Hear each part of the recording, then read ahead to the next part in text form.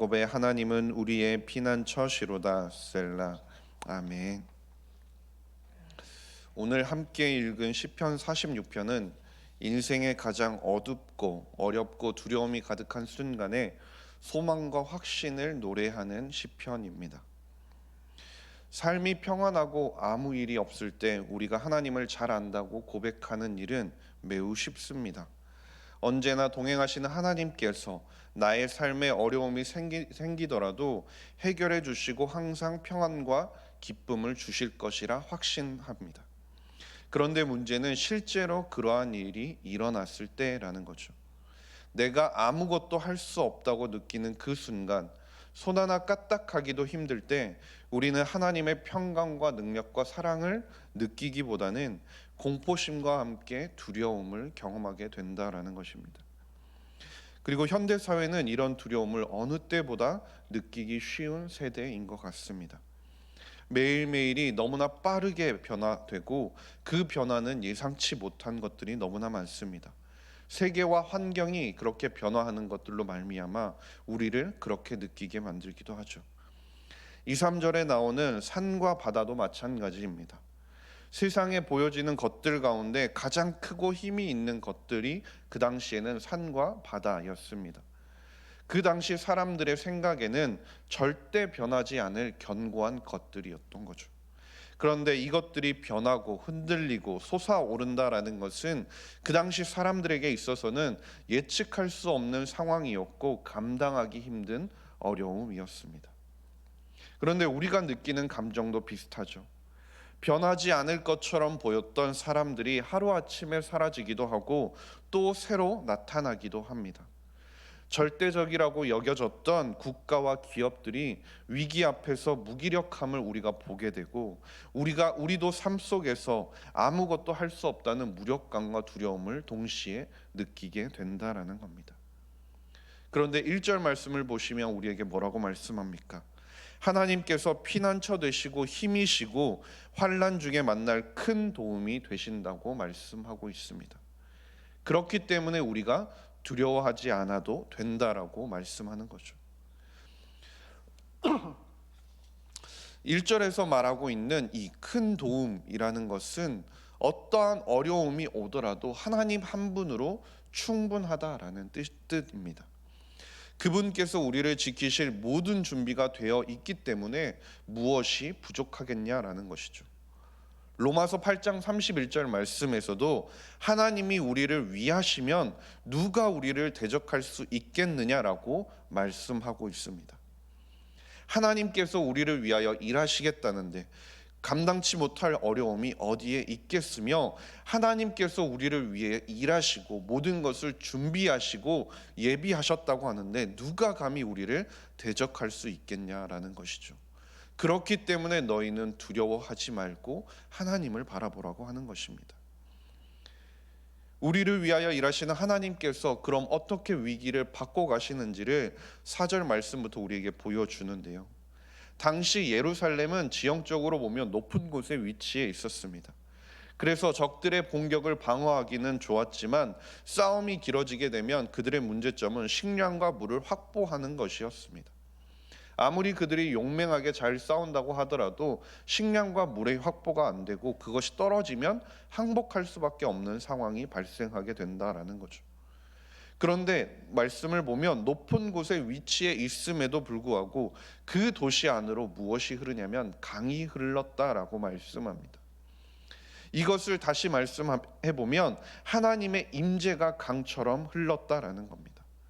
예루살렘에 하나님께서 함께하고 계셨다라는 것이죠.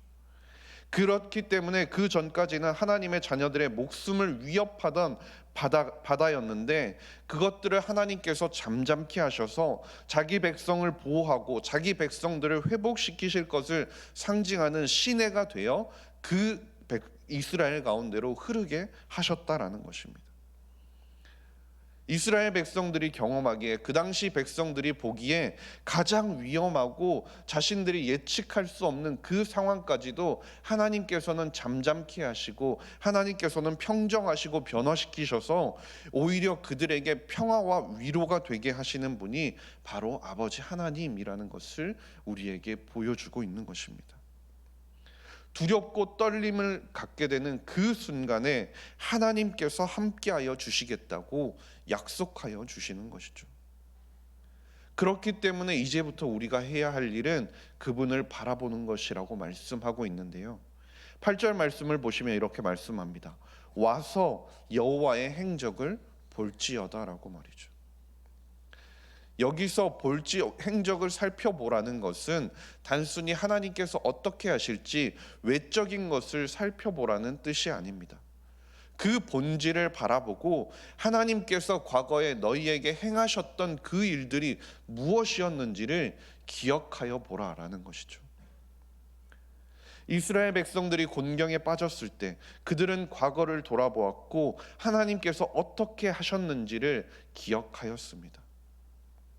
우리도 마찬가지로 우리에게 어려움이 다가왔던 순간들이 있지만 그 순간들에 하나님께서 우리를 어떻게 이끄셨고 우리의 위험을 어떻게 피하게 하셨으며 인도하셨는지를 기억하며 그분을 바라보라라고 말씀하고 있는 것이죠.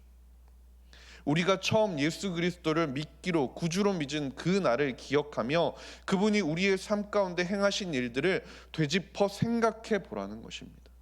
그것만으로도 우리가 인내하며 하나님께서 우리의 삶 가운데 일하심을 기다리며 그분을 바라볼 이유가 충분하다라고 말씀하는 거죠. 그리고 나서 우리가 이제 기억하였다면 그 다음으로 해야 할 일은 무엇이라고 말씀하는지 10절 말씀에 보면 너희는 가만히 있어 내가 하나님 됨을 알지어다라고 말씀합니다. 사무엘상 12장 16절에서도 비슷한 말씀이 나오는데요. 너희는 이제 가만히 서서 여호와께서 너희 목전에서 행하시는 이 큰 일을 보라라고 말씀합니다. 이것은 바꿔 말하면 우리의 능력과 노력으로 내 앞에 닥치는 그 문제와 두려움을 해결하려고 하려는 그 노력들을 멈추라는 뜻입니다. 두려움이 다가오면 우리가 흔히 보이는 모습이 무엇입니까? 이성적인 생각이 마비되고 지혜롭게 움직이지 못하고 미래를 계속해서 잘못된 방향으로만 예측하는 것이 우리의 일반적인 반응입니다. 그렇게 되면 우리가 흔히 하는 실수가 무엇입니까? 그렇게 되면 우리가 그 생각들을 바꾸기 위해서 매우 분주한 마음이 들 수밖에 없고 어떻게든 그 상황을 해결하기 위해서 가만히 앉아 있을 수가 없게 된다라는 것입니다. 그런데 오늘 말씀에 뭐라고 하십니까? 너희는 가만히 있어 하나님 됨을 알라라고 하십니다. 우리의 조급한 마음과 생각까지도 하나님 앞에 내려놓으라는 것이죠. 그러면서 우리가 아무것도 할 수 없고 우리가 아무것도 알 수 없음을 주님 앞에 고백하며 모든 염려를 주님 앞에 다 내려놓고 나올 때 하나님께서 우리를 위로해 주시고 생명을 주실 것이라고 말씀하는 것입니다. 그 하나님이 누구십니까? 오늘 말씀의 7절과 11절 말씀에 이렇게 말씀합니다. 우리를 도우시는 분이 누구시라고요? 야곱의 하나님이라고 말씀하는 겁니다. 주일에 안 목사님께서 설교하신 것에서도 잘 들었다시피 야곱이 어떤 사람이었습니까? 그는 모략꾼이었습니다. 항상 자기 힘으로 무엇인가를 하려고 하는 사람이었다라는 거죠. 형의 장자권을 빼앗기 위해, 아버지의 축복을 가로채기 위해, 아내를 얻기 위해서, 삼촌에게서 재산을 불리기 위해서 끊임없이 자신의 방법을 간구하고 생각했던 사람이라는 것이죠. 그렇기 때문에 세상적인 계산법으로 생각을 해보면요, 하나님의 도움을 구할 자격이 전혀 없는 사람이 야곱이었다라는 겁니다. 그런데 우리도 마찬가지 아닙니까? 스스로 돌아보면 우리가 하나님 앞에 기도하며 나아간다고는 하지만 하나님의 임재와 도움을 받을 자격이 전혀 없다고 느껴지는 순간이 너무나 많이 있다는 겁니다. 내 스스로 바라보더라도 너무나 많은 실수와 잘못을 저질러서 하나님께 염치가 없어서 아무리 하나님이라도 나는 도와주실 수 없을 거라는 생각이 들기도 하는 것이 우리의 모습이라는 것입니다. 그런데 오늘 시편에서 무엇이라 말씀합니까? 전능하신 여호와, 위대하신 만군의 여호와, 야곱의 하나님께서 우리의 피난처가 되시고 우리를 위하여 일하신다고 말씀하고 계시는 것입니다. 이것이 바로 은혜인 것이죠. 자격 없는 우리를 택하시고 하나님께 씨름하며 머리를 써서 하나님께 약속하면서도 지키지 않는 자임에도 불구하고, 그럼에도 불구하고 항상 지키시며 두려움 가운데도 건지시는 분이 우리를 사랑하여 주시는 하나님이시라는 것입니다. 그 아버지 하나님께서 우리를 지키신다 말씀하시는 것입니다.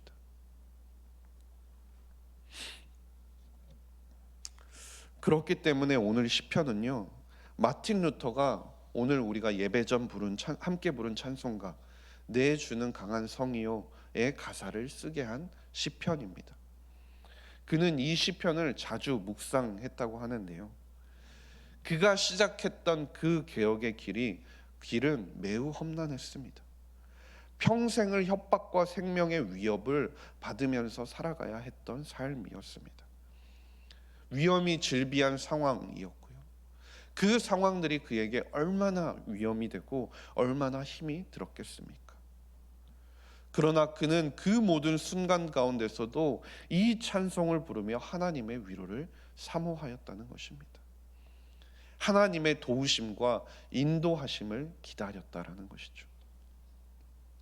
그래서 이사야 41장 10절 말씀을 보면, 두려워하지 말라, 내가 너와 함께함이라. 놀라지 말라, 나는 내 하나님이 됨이라. 내가 너를 굳세게 하리라. 참으로 너를 도와주리라.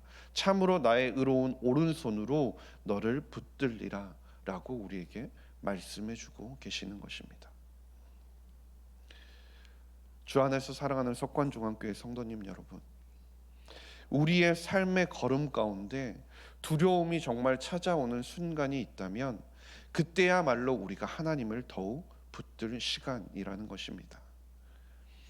나의 삶을 스스로 책임지려고 하는 그런 분주한 마음들을 우리가 내려놓고 하나님께서 우리의 삶을 통해 일하시는 모습을 바라보며 주님 안에서 평안과 평강을 느끼는 저와 모든 성도님들이 될 수 있기를 주님의 이름으로 간절히 소망합니다. 기도하겠습니다. 하나님 아버지, 감사합니다. 오늘도 예배의 자리로 나와 하루를 시작하게 하시니 감사드립니다. 세상을 살아가면서 우리는 두려움과 무력함을 마주하는 순간이 너무나 많이 있습니다. 그러나 우리를 위하여 모든 것을 준비하고 계시고 모든 것을 가능케 하시는 하나님께서 우리와 함께 하신다는 사실을 기억하며 주님께 모든 것을 맡기며 하실 일들을 기대함으로 주님 안에서 평안과 평강을 누리며 살아가는 저와 모든 성도님들이 되게 하여 주시옵소서. 감사드리며 모든 말씀 우리 구주 예수 그리스도의 이름으로 기도드렸습니다. 아멘. 우리 주님 예수 그리스도의 은혜와 하나님 아버지의 사랑하심과 성령의 교통하심이 하나님의 백성들 가운데 함께 하시기를 간절히 축원하옵나이다. 아멘. 이 시간 함께 기도하실 때 담임 목사님의 영육간의 강건함과 사역 위해서 기도해 주시고, 몸이 아픈 지체들과 돌보는 가정을 위해서 전성일 케어다곤 선교사님과 넘치는 교회 예수중심교회를 위해서 함께 기도해 주시고, 가지고 나오신 개인의 기도 제목으로 기도하신 후에 자유롭게 돌아가시면 되겠습니다. 함께 기도하겠습니다.